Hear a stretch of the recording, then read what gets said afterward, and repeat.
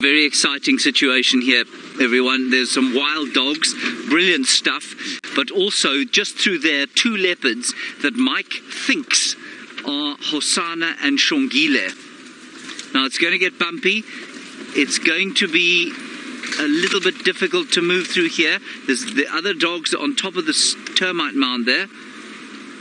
And the leopards will be trying to hide from these dogs, and the dogs will be trying to get hold of them. Right, everybody, we've got a leopard in the tree over there, the three dogs there, another leopard in the tree just over there. I don't know who they are. We'll have a look-see now.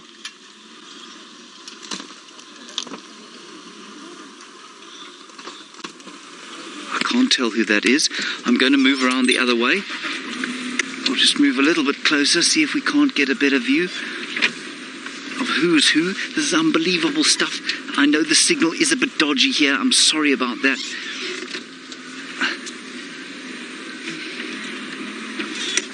I just want to get to a position where we can see the other one as well. Oh, look at this.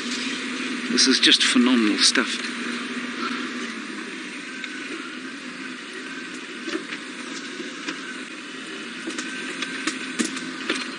I can't see the other one. Can you, Craig? Yeah, the leopard. Yeah. Yeah, it's on top of the tree.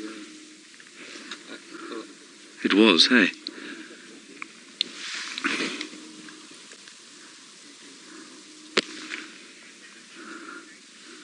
This is quite phenomenal stuff. Dogs on the ground underneath.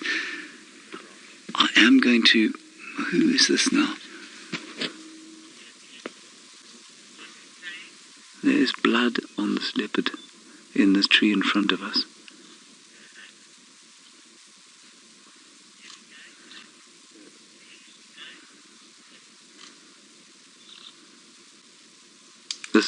That leopard in the tree has been had at. It's got blood all over its neck. I can't see who that is.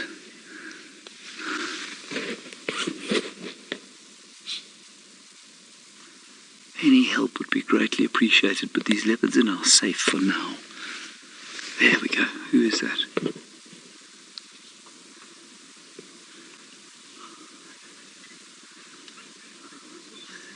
Any ideas?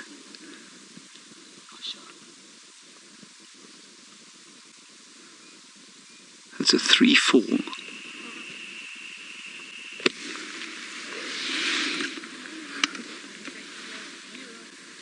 Hello. Okay, now I'm going to move slightly. Just get round the other side. Megan, you say, are the dogs trying to attack the leopards? Absolutely they are. The dogs will kill the leopards if they can get hold of them. And I think you'll find that the leopard lying in the tree over there has been attacked already, and that's why she's got blood all the way down her front.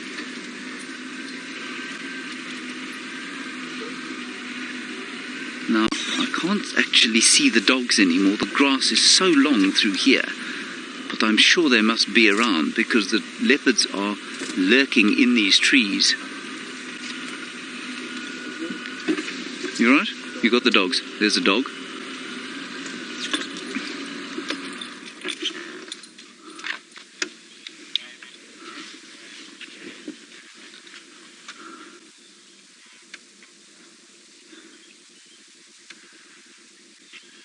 Now,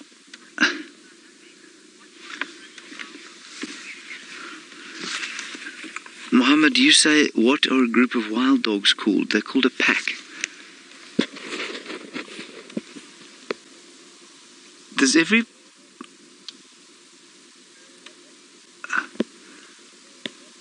I don't know who these leopards are, everyone. I would love to know from you. We had reports of them being Shongile and Hosana. I'm 90% sure that that is not the case.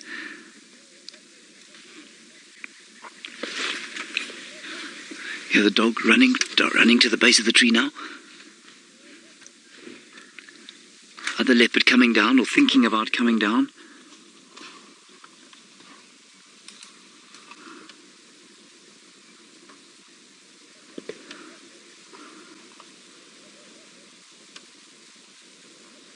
don't know who these leopards are. This is phenomenal.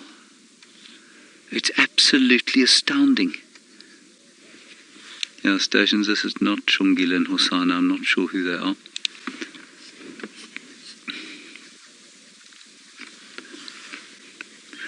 No, it looks like two youngsters to me.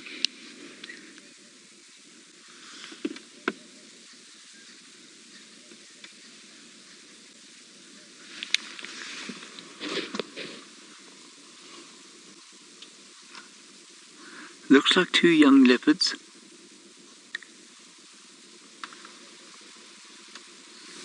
The one in the tree there don't look that young. No, that's not a young leopard. That one up top there that I'm looking at, that is just peeping its head out of the sun. That's Inkayeni, isn't it? Yeah. I'm going to go with Inkayeni on that.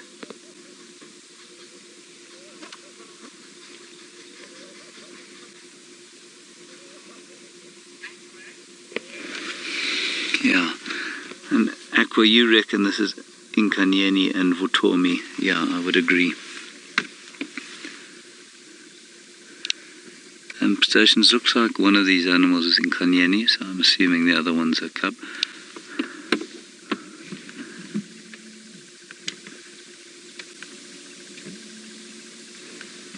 This is just fantastic. Now the dogs are just asleep there, as you can see. Fast asleep. And now they're waiting. And the leopards must wait as well. And we must keep our distance. Because this, as many of you will know, I have told a story of being in a very precarious position with a leopard on top of the vehicle. And that was a situation exactly like this, when dogs got, here she's coming down, where dogs harassed the leopard to the point that it got so angry it jumped onto the car. I think that's Inkayeni. It looks like a 4-4 female with that scuffed ear.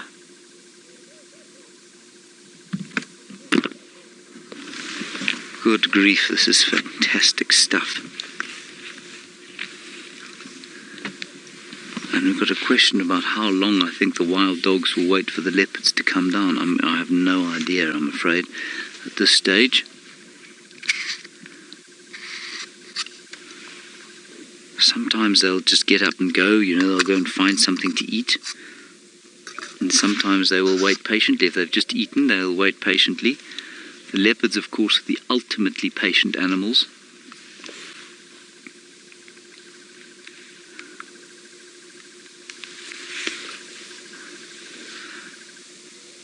And while the leopards are probably faster, straight line speed, they won't have the stamina of the dogs. And I mean, it would be much better for them to find a better tree than the one they're in now. I mean, they're stuck in these sort of scraggly silver cluster leaves. Now, Alana, you're wondering if the leopards aren't much stronger than the wild dogs. Are the dogs up? Absolutely they are. But they are not prepared to take a risk. They cannot afford to take a risk. If they get injured, they will never eat again. The dogs, of course, are not in that position. The dogs are able to take risks because they live in a pack. Jeepers, this is amazing. They live in a pack, and so they look after each other when they get injured. An injured leopard is a leopard that cannot eat, that cannot hunt.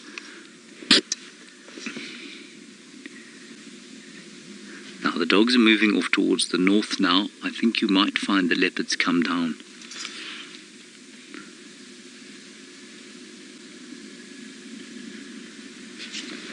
This is the most phenomenal stuff. Here comes the dog again, closer to us now.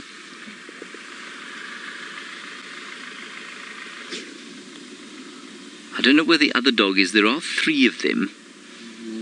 Have you got the others? I think it's just the 2 of them there, yeah.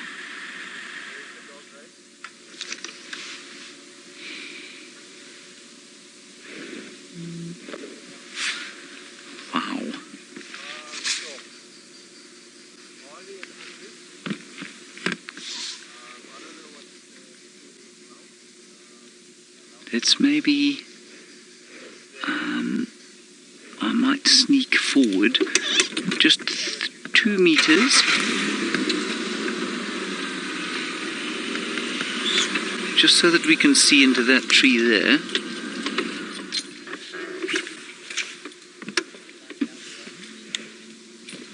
Go ahead, Shanae.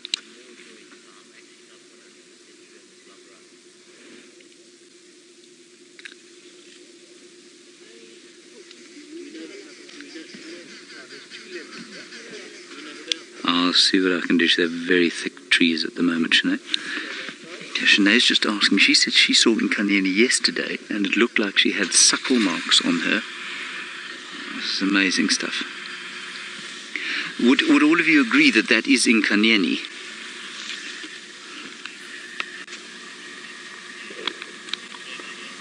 And White Lady A, when you say if Inkayeni is supposed to have new cubs, why would Vutomi still be with her?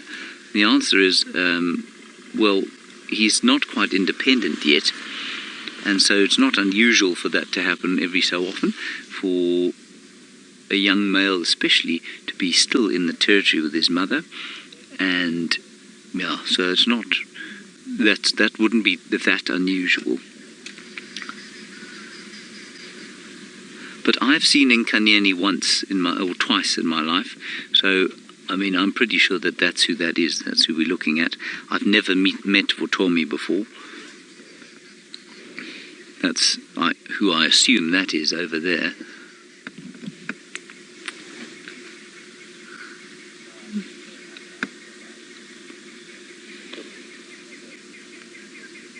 This is just brilliant. The dogs moving slowly through the grass. I'm just not sure how long we're going to have here. So if you wouldn't mind, I'm just going to find it on the radio while you look.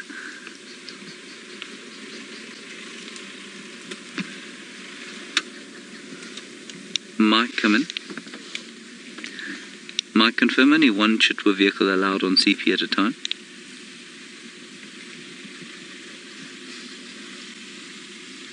Okay, copy. So will you just let me know if I need to leave? Look, look, look. Ooh! Straight up into the air. This is phenomenal stuff.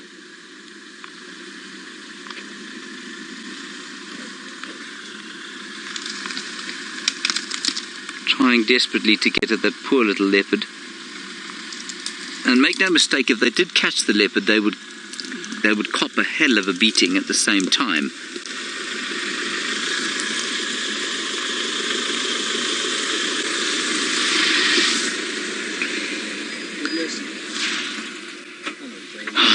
They've just gone down through there.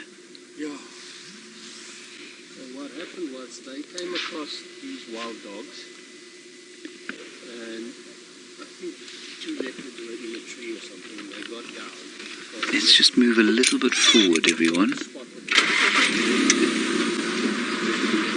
The leopard looks like she's going to come down. I'm just going to move into a position where hopefully Craig will have a slightly better view.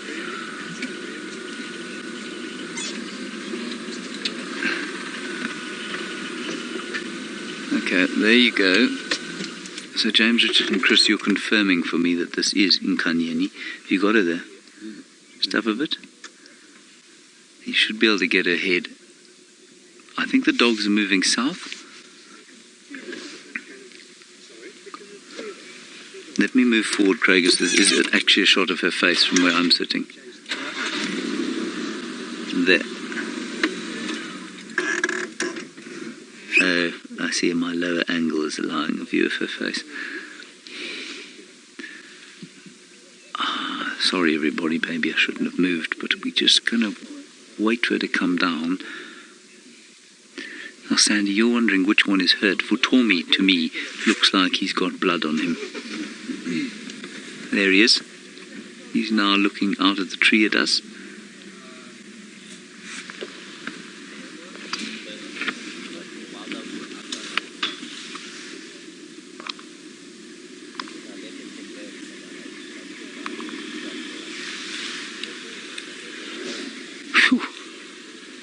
tremendously exciting.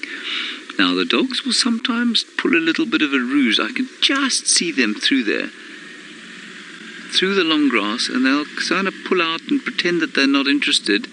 The leopards will come down and then they'll come in again, and it's exactly what happened earlier on. Let me reverse back slightly. Wow. I tell you, I have my heart in my mouth for these things. I don't really like it, to be honest, because there's such a vicious conflict going on here, and the chances of something being really unpleasant for either the dogs or the leopards are, of course, really strong. There's the leopard now sitting in the tree. And then we had a question about whether wild dogs are dangerous to human beings, and the answer is no. Megan, they're not dangerous to dogs, at least to human beings at all.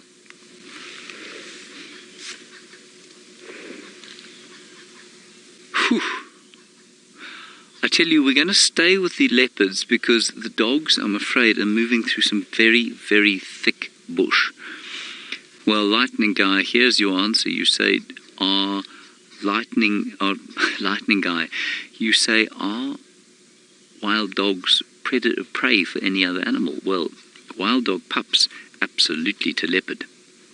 And leopard will actively seek out wild dog dens when the adults are away hunting. And that's the situation that I witnessed at one time, where we ended up with that leopard male on the bonnet of the car.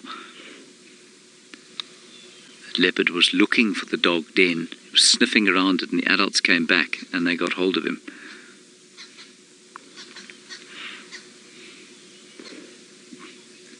Right, the little one, no, he's thinking he's coming down the tree.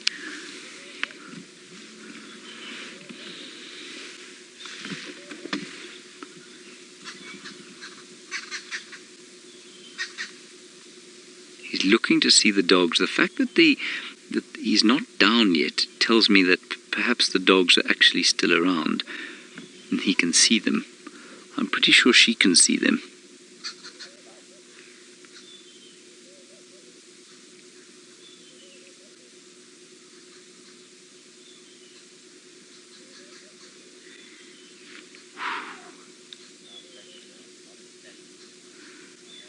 There's not just this wild sense of euphoria in a sighting like this. There really is a heart-in-the-mouth kind of worry that one feels.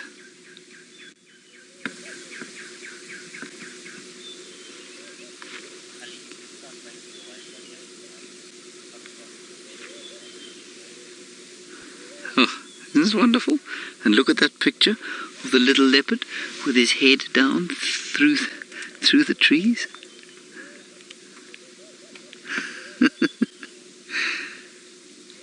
I'm hoping that he'll come down, we'll be able to get a better look at perhaps what has injured him and if he has been injured. Now his mother is still staring out beyond the tree that he's standing in, so I don't know that those dogs have gone. And please excuse my head getting into the picture every so often. I'm trying to sit as low as possible but still see what's going on here.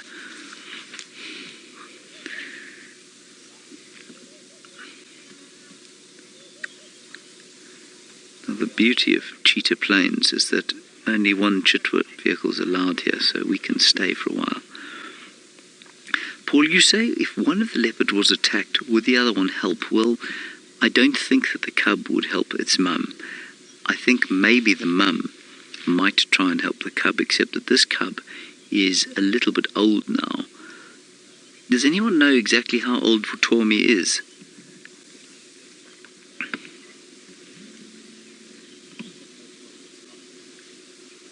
But I think, yeah, there may be a little bit of help, but remember, very, very few animals out here will sacrifice their lives for their youngsters, because of course it means if they die, well then there's no point, because the cub will die anybody. And so this leopard is only 18 months old. Here he comes.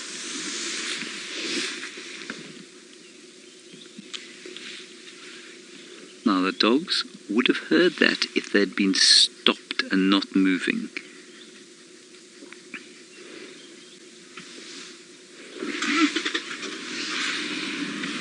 He's going towards his mum, towards the tree that she's in. And of course this grass is so long. Here, she's coming down now.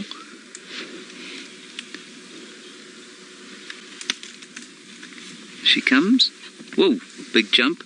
Now let's see what happens when they meet up. Oh, they're running now. Together? No, just a little greeting ceremony.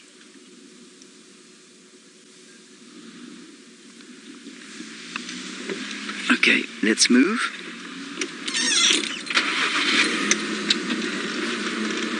Hey, wasn't this special? He was. Of course, to follow them through this grass, not an easy task. Now that tree in front of us would have been a far better option. They're in amongst the blackjack bushes here. I can just see them moving or wobbling. They're obviously having a little bit of a sort of rekindling moment in amongst the trees there. Probably a bit of grooming. They are in such thick bush though. I just don't want to disturb them. All right, while we catch up with what's going on here, let's head across to Brent and find out what's going on there. We have caught up with the cats, everybody. They're in this thicket, now in amongst a big ziziphus bush on a termite mound. It's not the best view in the world, but I got to tell you, they have been walking through this long grass, and Craig's exceptional eyesight has managed to keep them in view. All we had for a lot of the time was just the grass waving, and in the background you might just be able to hear some kudu alarm calling. And now they can relax a little bit in there, not perched up in a tree. Oh, this is very special. Hello, little fellow, nice to meet you. Now, I still haven't managed to see if she's got suckle marks on her or not. Shanae said that she thought Inkayeni had suckle marks yesterday. So there are a number of interesting discussion points that go with that. And if you just hold on a second, I'm just going to speak on the radio. Go ahead. I'm just trying to figure out where we are. Yeah, it's Inkayeni and Vutomi.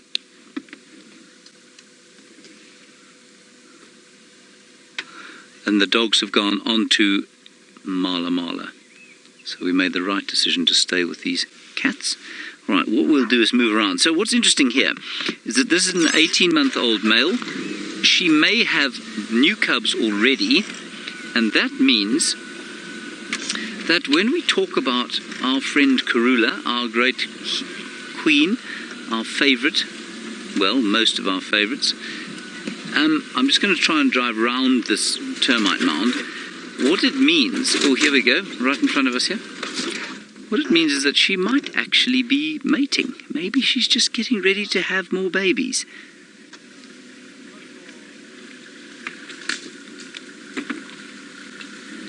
Isn't that lovely?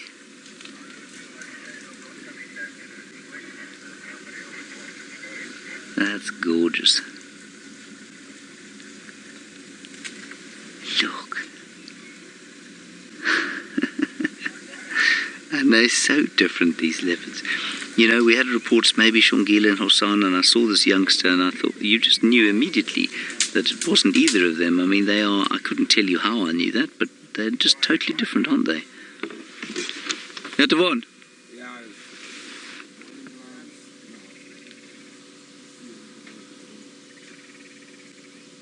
Beautiful stuff.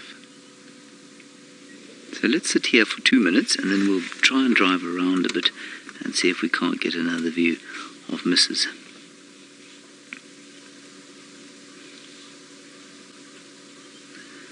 And of course lots of interesting discussion to be had about if she is suckling, why, and so she's got new cubs, why would she put up with this youngster in her territory? Well, he's too young to go independent on his own, and while she must have new love for her new babies, she almost certainly remembers with affection this young fellow because he's only 18 months old.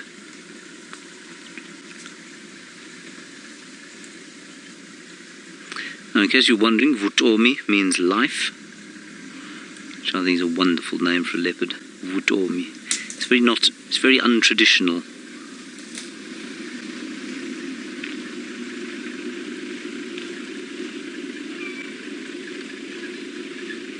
And his mother's name is equally nice, Inkayeni, the light.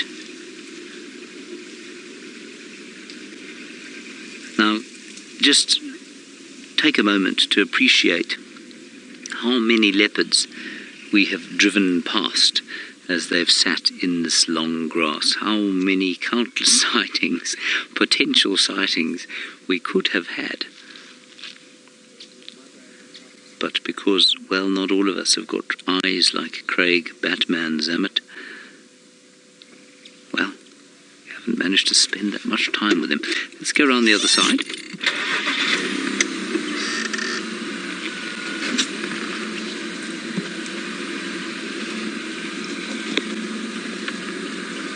And very gently make our way around.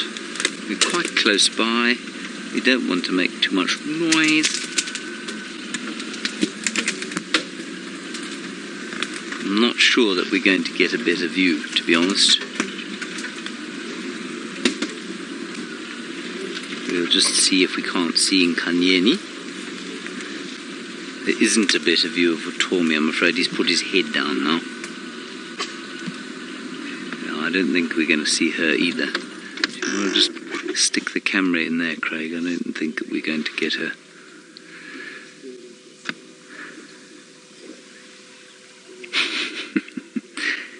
Beautiful sighting, isn't it, Craig? All right, we're going to sit here with these leopards. Byron has managed to find you an insect that is not quite spotted in the same way that a leopard is, but it is spotted. And the bush here, but they are moving. There you can see a tail. And there has been visual of faces. I think we're going to get a better view just around the other side. I'm just going to move slightly round.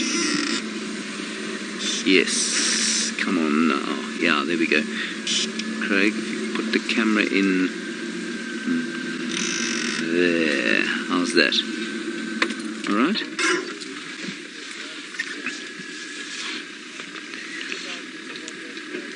Mum still looking after her youngster. Oh, look. Isn't that wonderful? That is so affectionate. There we go. He's put his head out. Lauren, you said, did I see where the blood was coming from on Vutomi? Lauren, I did. It was on his neck. We might actually get a view now.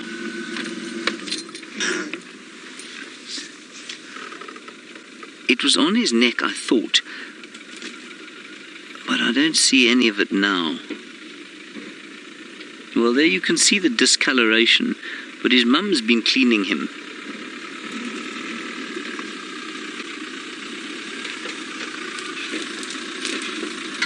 So you can see that fur has been ruffled. I mean, there's definitely nothing that's life-threatening there.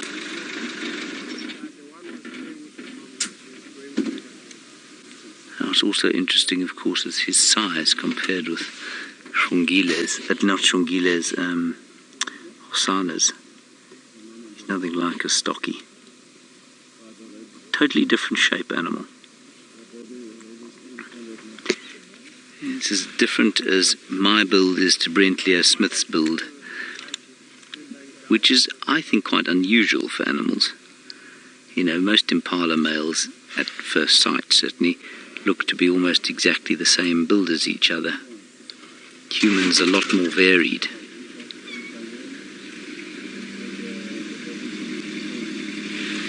See, he's cleaning, he's licking that wound. Whatever wound there was there, he's licking. That's one of the reasons, though, that these animals, dogs and cats, have got so much more skin than they seem to need. It's a great protector against being sort of punctured in crucial places. As many of you will know, those of you who have house cats and dogs, or cat around, especially around the neck, the vulnerable neck region, there's a lot of skin there. And that's of course because when they fight, when they have to fight, there is clearly a lot of protection provided by that skin. It means it's difficult for whoever the attacker is to get at the vital, at the trachea, or at the veins and arteries, the carotid.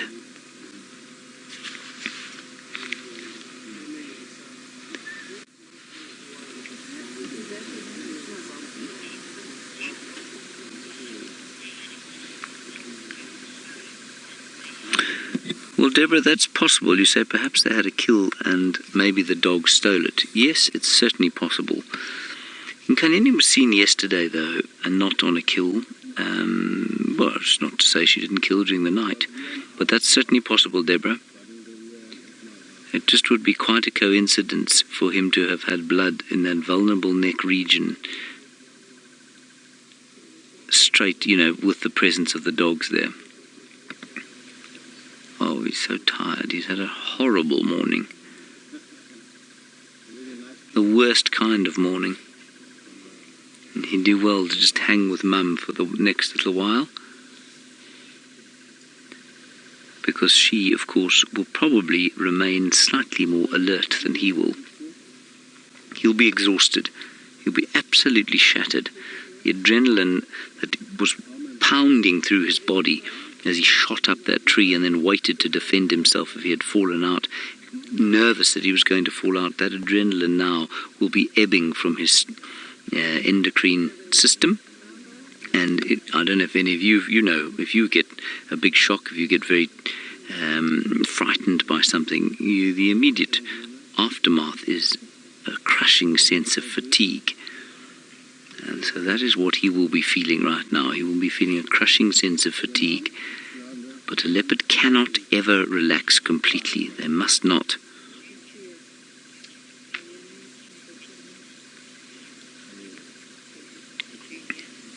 Now, Julia, you say that house cats have got a self-soothing mechanism, and purring is one of those self-soothing mechanisms, and you want to know if leopards have the same. No, I don't think they do. I think just simply closing their eyes and having a rest is the best soothing that they can have. There's certainly a certain amount of soothing that would have been given by his mother, but she, unfortunately, must just wait for the adrenaline to ebb away. She must wait for her heart rate to come back to normal, and she must find a place where she can have a proper sleep, free of the harassment from those dogs.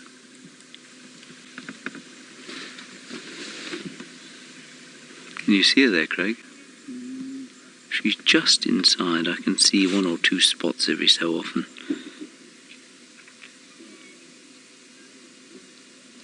I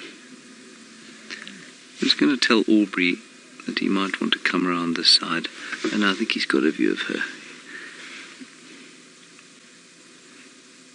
I don't know. I mean, when was the last time we saw him? I think it was during the TV shows that Jamie had him.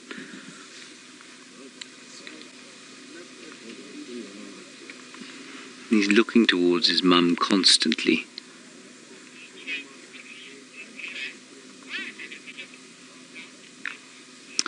Hello, DJ Scotty. You are a new viewer, and it's wonderful to have you with us here. DJ Scotty, my name is James Hendry. It's good to meet you. And we're sitting here with these leopards, and you're wondering why the leopards are not sitting right here with me in a manner that would be discomforting to myself. In other words, why are they not attacking us? Well, DJ Scotty, first of all, I mean, it's a difficult answer to give, and I'm not sure that anyone quite knows the answer. First of all, they are habituated to vehicles, so the short answer is that they have spent time with vehicles from their very earliest days, and they do not associate us with either food or danger.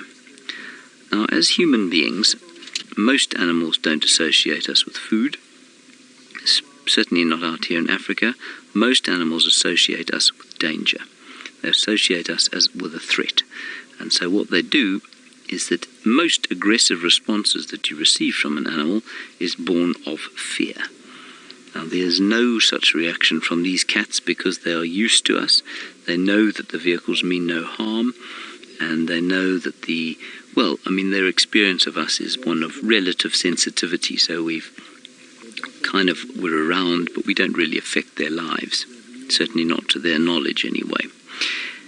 So that's one reason. The other reason, of course, is that we are not standing upright.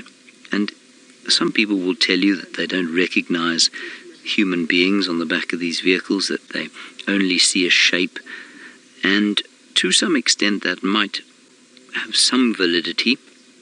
But as a friend of mine once said, a leopard can spot a monkey's ear sitting behind a tree. You can't tell me that they don't see us for what we are in the vehicle. So I think they can see what we are. I just don't think they associate us with a threat when we're sitting down. So on foot, DJ Scotty, if we were to come along here, these leopards would melt away into the grass. And if I got close enough, for example, you could easily corner a leopard in a bush like this. If we got close enough to corner a leopard here, then they would attack. Only as a last resort will a leopard choose to push home and attack. So that's the sort of long story for why we're able to sit no more than 30 feet from a young male leopard, and he's just not vaguely interested in anything that we're doing or saying. It's a very privileged position we find ourselves in. It's a position of, I feel, real honor that we're able to spend this kind of time with these cats while they just get on with their lives. It's not just the cats, it's the elephants and the buffalo and the wild dogs and the giraffe and all of these animals.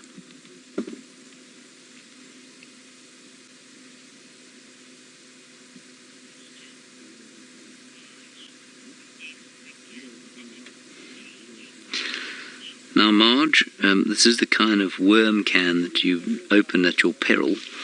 You say, who names these cats, and at what age do they get named? I'm being slightly facetious. I'll give you the short answer to it. Basically, they are named by the guide and tracker who find them first, and it used to be at about a year old. So the first people, for example, to find Hosana and Shongile, which are the two cubs that we've spent so much time with over the last year, was Brent. Brent was the first one to find them. He handed the honour of naming them over to Aubrey and Taxon, who are the senior rangers of Djuma, where we spend most of our time. And they then chose the names. And the reason they were chosen when they were only about 3 months old. And the reason we didn't choose them when they were, or would wait until they were a year old, was because they are characters for Safari Live. And the sooner we named them, the sooner we were able to characterize them. The reason that they normally wait until a year old is because that's kind of the first real big milestone that's on the way to independence. Often leopards won't survive to their first birthday.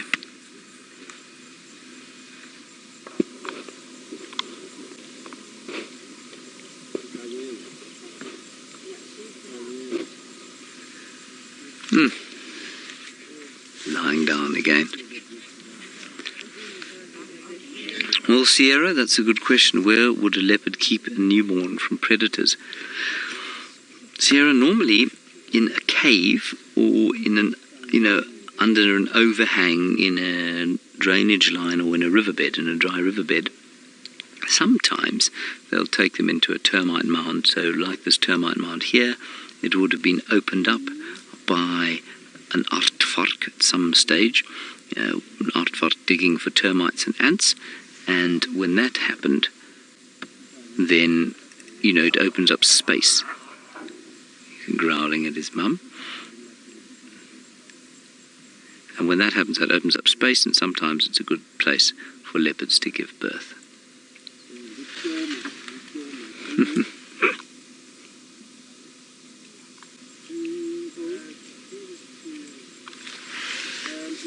Wonderful stuff.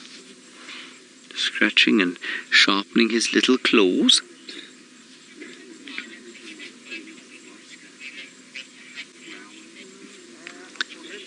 Nikki, you say, is Hosanna a bigger leopard because Karula's a better hunter? No. That would be to infer that Brent-Leo Smith's mother is a better hunter than my mother. No, I don't think so. I think it's entirely genetic. I don't think there's any evidence to suggest that Karula is a better hunter than Inkayeni. Yes, of course, if animals do not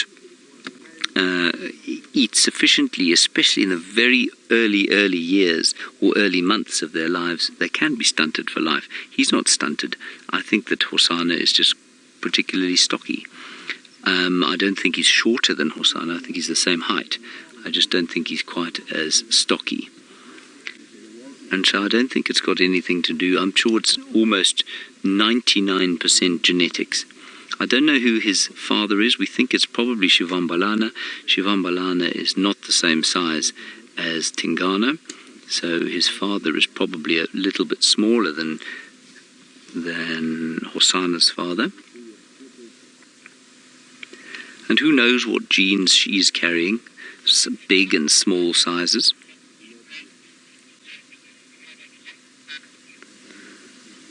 All right, well, there we have the two of them disappearing into the shade, so it's a good time to head across to the very tall, of course, Brent-Leo Smith, from the short to the tall, and let's find out how his search for Tingana is going.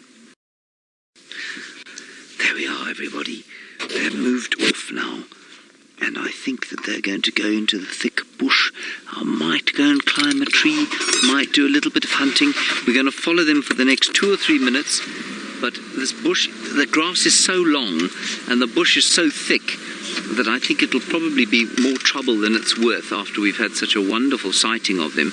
So let's just spend as long as we can with them, and then we'll probably let them be. There they are.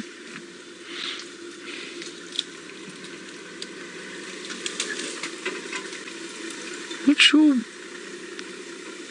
You know, I don't know why they would have disappeared off that termite mound. It looked so comfortable. It looked like a good shady spot to be. Maybe there is a kill somewhere that she wants to go back to. It's possible. We'll go right this way now. I love it. And he's just growling at her all the time.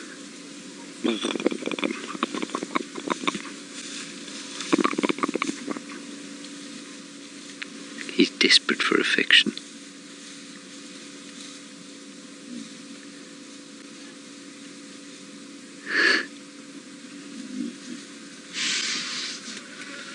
Oh, sorry, Craig, you can't even see. I can see beautifully over here. There you go.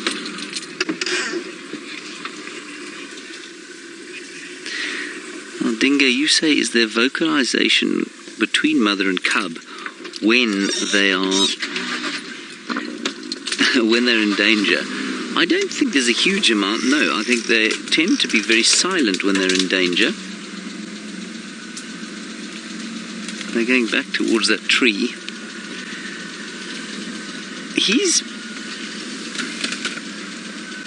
They're going straight back towards the Ziziphus bush. Dingo, they will just growl at whatever the threat is. I don't think that they will. They might. I mean, they did talk to each other a little bit from the top of the tree where they were, or the two trees that they found themselves in. They were doing a little bit of sort of contact calling, but it wasn't a huge amount. I think this is wonderful. They've gone back here now. Craig, tell me when you got a shot. Is that all right? Yeah, I'm not sure it's going to be better than that, I'm afraid.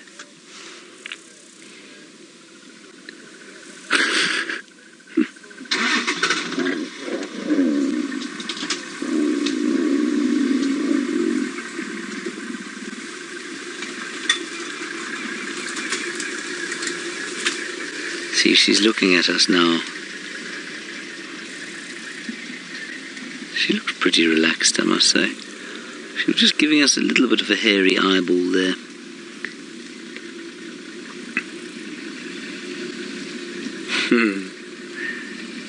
Gee whiz. What a morning we've had.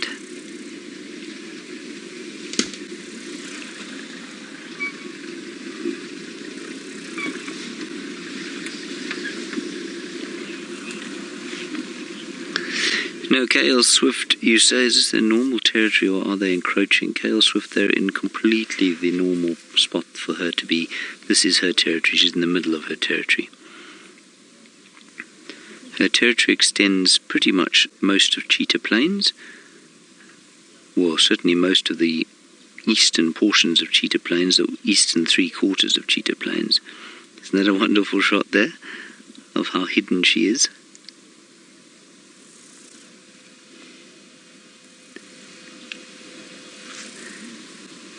And so she is completely in her territory, yes. We are now in the middle of Cheetah Plains, pretty much. I wonder why they moved off. I'm not sure. The activity at the sighting is very much reduced. There's not a lot going on here. It's just us and Aubrey. She's watching us. I'm just going to talk quite quietly and ask Craig to move very slowly if he does move. Not because I think there's any danger, but because I think she's obviously still feeling uneasy after what was a very trying morning for her and young Vutomi.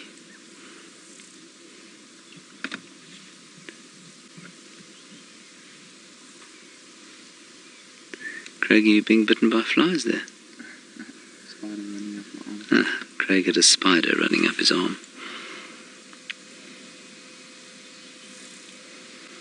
It's starting to get quite hot now. I imagine the temperature's probably gone from about 75 degrees or so, pushed to around 82. Apparently it's 25 and 77. Well, it might be in the final control. Doesn't feel like that here. Of course, we are sitting in the sun as opposed to in the shade, so we're Inkayeni is sitting there. It's probably about 25 degrees or 74 Fahrenheit. Steeling's wren warbler in the background.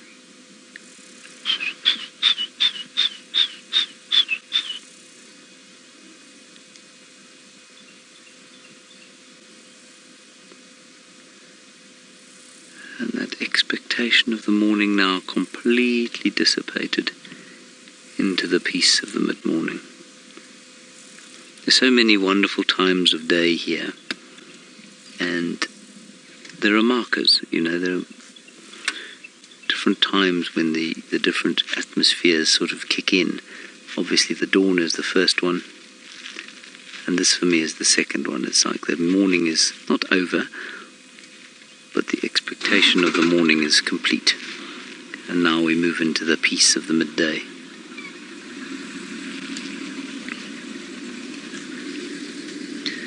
Right, everyone, I'm not going to move the car again to get a view of her. I think that she's had enough of being around us for the day.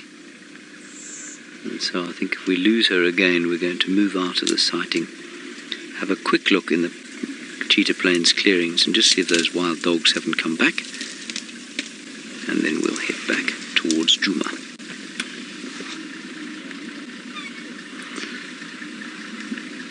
Alrighty, well, let's head across to Byron, who apparently has not managed to find himself his giraffe, but he has managed to find a plant known as Hypothelia dissoluta, I think.